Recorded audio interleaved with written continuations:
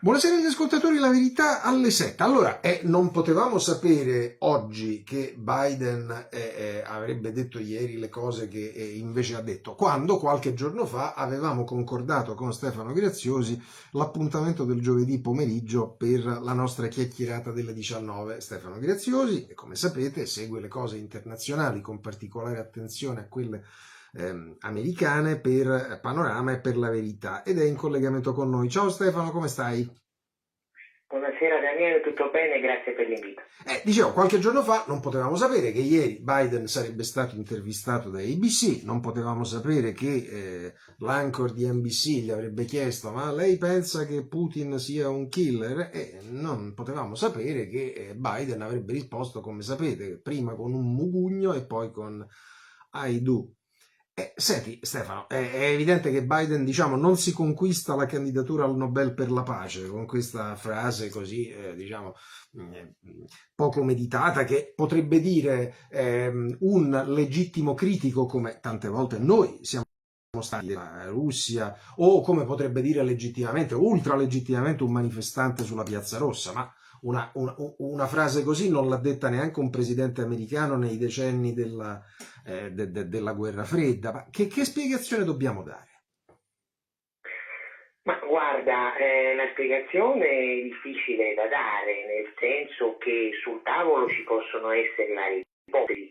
Potrebbe essere stata una delle notorie gaffe di Biden, lui è appunto uno storico gaffeur già dai tempi molto prima che arrivasse alla Casa Bianca.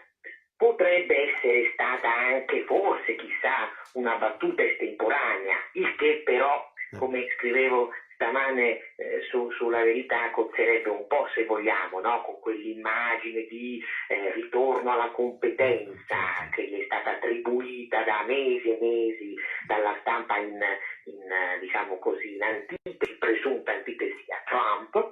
Oppure c'è un tema, come dire, anche un po' di scarsa lucidità, perché abbiamo visto anche durante la stessa campagna elettorale vari episodi in cui Joe Biden, questo non è per carità un giudizio politico, ma un dato di fatto, non risultava esattamente lucidissimo. Oppure potrebbe anche essere, come dire, la conseguenza di una strategia politica chiara, una strategia politica che tutto sommato abbiamo già in parte visto all'opera pochi giorni fa, fine febbraio più o meno, con l'Arabia Saudita. Cioè, possiamo dire, la volontà sotto alcuni aspetti di colpire con argomenti non di tipo politico ma di tipo legale e morale determinati leader stranieri con l'ovvio intento, con l'ovvio obiettivo di mettere sotto pressione quelli altrettanto determinati stati, magari ipotizzo, non credo però di allontanarmi troppo dalla realtà, per favorire quello che in gergo è una sorta di regime change, cioè appunto di cambio della guardia ai vertici di questi stati.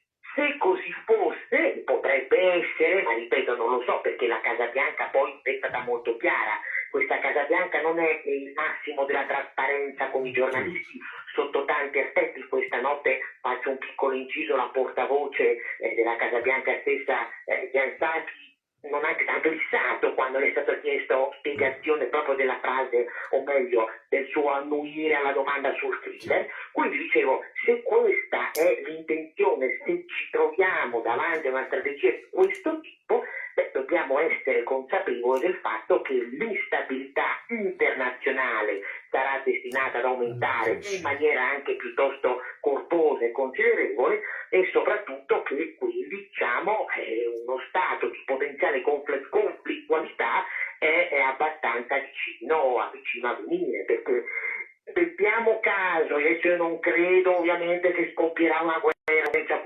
a questo scenario, ma mettiamo anche caso che questo tipo di pressione sulla Russia dovesse aumentare, e mettiamo caso, facciamo sempre delle ipotesi, per carità, mettiamo caso che a un certo punto Putin dovesse cadere. Qual è in questo momento storico l'alternativa in Russia, piaccia o non piaccia a Putin? Perché questo non è un discorso a difesa di Putin, ma è un discorso semmai a difesa della stabilità internazionale.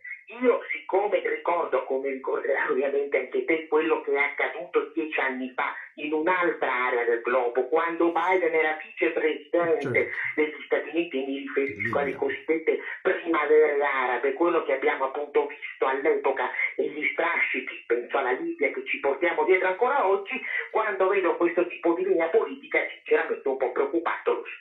Senti, spostiamoci sul versante, diciamo, del destinatario e della battuta pesante, cioè Putin, che naturalmente da parte sua non è certo una mammoletta, insomma, è l'uomo che conosciamo, è un autocrate, la sua formazione è e resta quella del KGB, insomma, conosciamo bene la condizione delle minoranze politiche, sessuali, dei suoi oppositori, tra galera, esilio, avvelenamenti, quindi, insomma, questo non va dimenticato, ma oggi ha messo lì una risposta feroce e intelligente, auguro a Biden di stare bene, in qualche misura consentendo a chiunque di riflettere sulla condizione, diciamo, psicofisica del presidente americano. Oggi ci sono due cose da chiederti. La prima, Anna Zafesova sulla Stampa fa un'osservazione dicendo stia attenta all'America perché qui si può rischiare, diciamo, se vuoi, una stretta sulle minoranze in Russia. L'altra osservazione più geopolitica, ma c'è il rischio di gettare Mosca nelle braccia di Pechino? Parto da questo secondo punto, assolutamente sì. Io ne scrivevo all'epoca di Trump e ho continuato anche in queste prime settimane della presidenza Biden, sia sulla Verità che su Panorama. Il grosso punto qui, quando diciamo, uno invoca un tentativo di distensione, che poi distensione non vuol dire facile irenismo, tra gli Stati Uniti e la Russia, che era poi la linea che aveva cercato di portare avanti Donald Trump, pur tra mille problemi, contraddizioni, opposizioni interne, è proprio un'ottica anticinese. Perché? Perché è vero che la Russia dal 2014, quindi sostanzialmente dalla crisi ucraina, si è allontanata dall'Occidente, da Washington, da Bruxelles, e si è avvicinata fortemente alla Cina. Ma è altrettanto indubbio che non è vero che esista questo asse monolitico tra Mosca e Pechino, perché tra vari fronti di cooperazione, penso soprattutto all'energia, anche ad altri fronti, ce ne sono poi altrettanti più o meno sotterranei in cui questi due stati non vanno esattamente così d'accordo. E poi più in generale, senza poi voler entrare troppo, penso per esempio, non lo so, alla concorrenza sulla diplomazia vaccinale nel terzo mondo, e quello che veniva chiamato una volta il terzo mondo. Per esempio ci sarebbe tutto un tema da approfondire sulla politica nell'Artico, in cui gli interessi di Mosca divergono fortemente da quelli di Pechino. Ma più in generale Putin teme l'abbraccio soffocante della Cina, perché sa che non può comunque controbilanciare la potenza cinese, perché la Russia oggi non è più l'Unione Sovietica, e allora è in questo senso che l'Occidente dovrebbe, pur con tutti i paletti ovviamente, ripeto, non è facile irenismo, non è un colpo di però dovrebbe, secondo me, pragmaticamente aprire la Russia per sganciarla dall'orbita cinese. E su questo, da come la vedo io, Donald Trump aveva una strategia, insomma, abbastanza lungimirante, laddove, come appunto suggerivi anche tu, quella di Biden sta rischiando sempre più di spingere Putin tra le braccia della Cina, perché ovviamente in questo momento la Russia è di fatto accerchiata. Quindi, tornando al tema poi della questione, diciamo, dei diritti, della tutela